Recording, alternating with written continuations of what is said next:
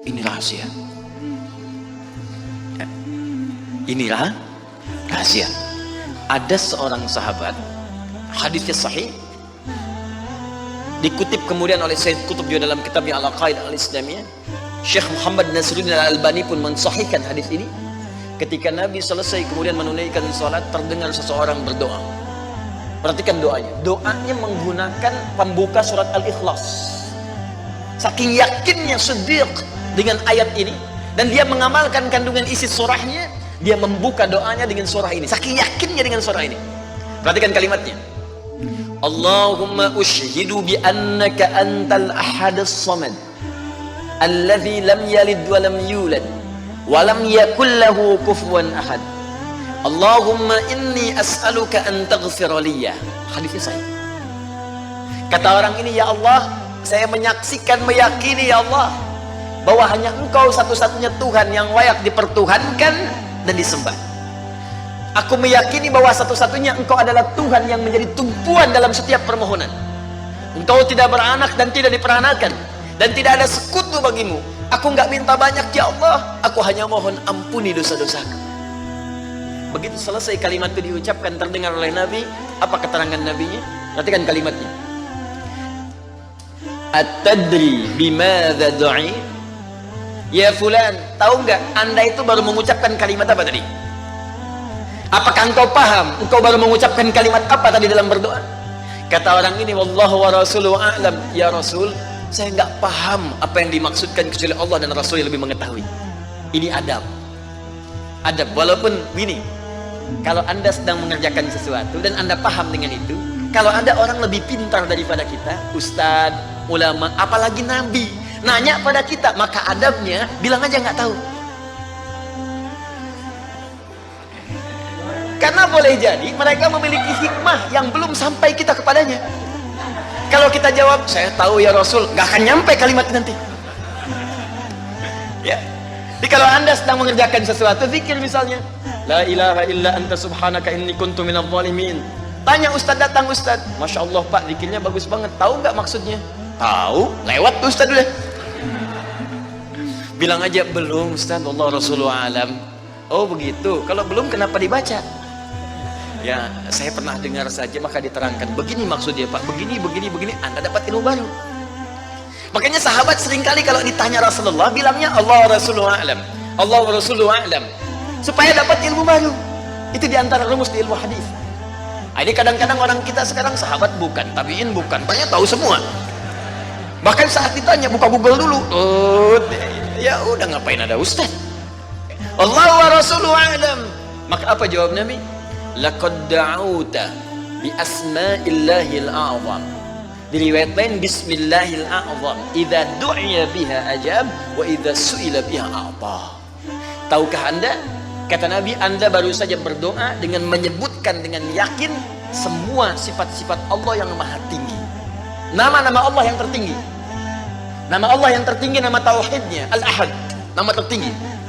Karena dengan itulah nama ini Allah ditakdiskan, dikuduskan. Dengan nama ini Allah disembah, dan dengan nama ini Allah dipertuhankan. Kata Nabi, Anda baru berdoa dengan menyebutkan nama Allah yang paling tinggi, yang kalau disebutkan nama itu di awal doa, maka semua doa yang disampaikan akan dikabulkan, semua permintaan akan dijawab. Tapi apakah semua orang yang membaca doa itu diawali dengan surah tadi akan dijawab? Belum tentu. Kalau tidak ada praktek sedikit dalam jiwanya. Orang dulu minta dijawab, orang sekarang sama kalimatnya. Usyhadu bi annaka antallahul ahad as-samad alladzi lam yalid wa lam yulad wa lam yakul lahu kufuwan ahad. Ya Allah, lancarkan rezeki saya. Tetap aja lambat dari atas. Kenapa? Karena inti ayat itu tidak dipraktekkan dulu. Diyakinkan dalam jiwa kita, benarkan ayat itu, amalkan, pakai dalam doa. Jadi, dan itu buktinya. Kemudian apa ciri orang yang akan cepat kemudian dirahmati oleh Allah? Dengan menjadikan 4 contoh yang kemarin sebagai model. Nabi, Siddiqin, Syuhada, satu lagi Salihin, orang yang mengumpulkan amal soleh. Ingat, semua Bapak Ibu sekalian, ingat kalimat ini. Saya perlambat sedikit. Bonus yang Allah berikan kepada orang yang menjadikan 4 ini sebagai model dalam kehidupan, bonus cepatnya, maka amalan yang ia kerjakan akan mempermudah doa dia dikabulkan. Tadi saya contohkan siddiqin kan. Syuhada nggak usah ditanya. Orang-orang para syuhada itu bahkan sebelum wafatnya diberikan jalan-jalan kemudahan oleh Allah. Bahkan sebelum wafat kalau benar syahidnya, itu banyak doanya yang dikabulkan. Bukankah para ulama bagian dari mujahid fisabilillah? Berapa banyak para ulama yang mengangkat tangannya dikabulkan? Imam Ahmad bin Hanbal pernah lewat, kemudian ada seorang mengatakan, "Syekh, anak saya sakit, tolong doa kepada Allah." Kata Imam Ahmad, "Kamu ini doa sendiri," katanya. Imam Ahmad ingin mengajarkan, kamu kan masih punya lisan, kamu masih punya kemudian kekuatan, minta dulu sama Allah supaya ada ikhtiar. Orang itu tiba-tiba pulang, ya dengan perasaan dia agak kecewa karena Imam Ahmad tidak mendoakannya. Ternyata ketika dia pulang, Imam Ahmad berdoa kepada Allah, "Ya Allah, sembuhkan anak si fulan itu." Pulang, anaknya sembuh. Allahu Akbar.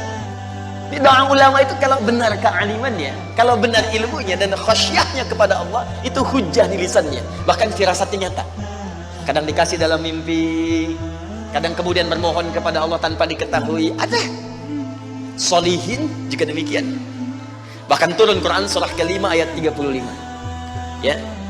Paling kanan sebelah bawah, ya ayyuhalladzina amanu taqullaha wabtaghu ilaihil wasilah. Hai orang-orang beriman, tingkatkan terus takwamu kepada Allah dan jadikan takwa itu sebagai wasilah untuk meminta kepada Allah dari apa yang engkau inginkan. Dan kalau Anda cari takwa di Quran, bentuknya amal soleh. Tidak pernah kalimat takwa disebutkan dalam Al-Quran kecuali pada umumnya akan menyebut amal soleh. Contoh, kalimat takwa pertama langsung disebutkan orangnya di Al-Baqarah ayat 2. Dzalikal kitabu la hudal lil. Siapa muttaqin orang takwa di sini? Sebutkan ayat 3 dan 4-nya. Alladzina yu'minuna bil ghaib wa yuqimunas. Lihat sini. Iman dulu. Iman baru kemudian salat. Masih ingat di pertemuan lalu, sebuah amal menjadi soleh kalau didahului oleh apa? Iman. Di iman itu nggak akan dipisahkan dengan amal soleh. Ada iman, maka amal berubah jadi soleh. Dalilnya Quran surah ke-103. Walas innal insana lafi illa alladzina amanu iman wa amal soleh. Apa wujudnya amal soleh itu? Jadi rumus cepatnya begini. Iman akan melahirkan sebuah amal yang dengan sifat iman ini menjadi soleh. Kalau iman dipadukan dengan amal soleh, maka akan berubah menjadi takwa namanya. Karena itu ketika Allah menyebutkan kalimat takwa dalam Al-Quran, baik dengan kata benda, ya, noun, muttaqin, muttaqun, atau kata kerja, verb, fi'il, tattaqun, yattaqun, ittaqau, pasti setelahnya akan bertemu dengan iman dan amal saleh. Dzalikal kitabu la hudalil. Siapa muttaqin orang takwa di sini? Alladzina yu'minuna bil ghaib wa iman lis salat wa mimma razaqnahum infaq, dan seterusnya. Al-Baqarah 183. Ya ayyuhalladzina amanu kutiba alaikumus iman, ya ayyuhalladzina amanu kutiba alaikumus syiyam, puasa. Kama kutiba alal ladzina min la'allakum taqwa. Jelas? Maka ketika lihat rumusannya, lihat formulanya. Ini agak jarang dibahas ya. Perhatikan formulanya. Kata Allah di Quran surah ke-5 ayat ke-35. Ya ayyuhalladzina amanu. Hai orang-orang yang telah beriman. Alhamdulillah modal ini ada. Masih beriman? Alhamdulillah. Berarti modalnya sudah ada kan? Nih, yang dipanggil ini. Hai orang-orang yang telah beriman. Yang belum beriman tidak hai. Ittaqullah. Tingkatkan takwamu kepada Allah. Yang diminta ini. Perhatikan rumusnya. Hai orang-orang yang telah beriman, tingkatkan takwamu kepada Allah. Wabtaghu ilaihil wasilah. Dan carilah dengan peningkatan takwa ini wasilah untuk mengabulkan doa-doa yang kita mohonkan. Jadi kalau kita ingin cepat dikabulkan doanya, dituntaskan persoalan hidupnya, maka kata Allah rumusnya tingkatkan apa? Takwa.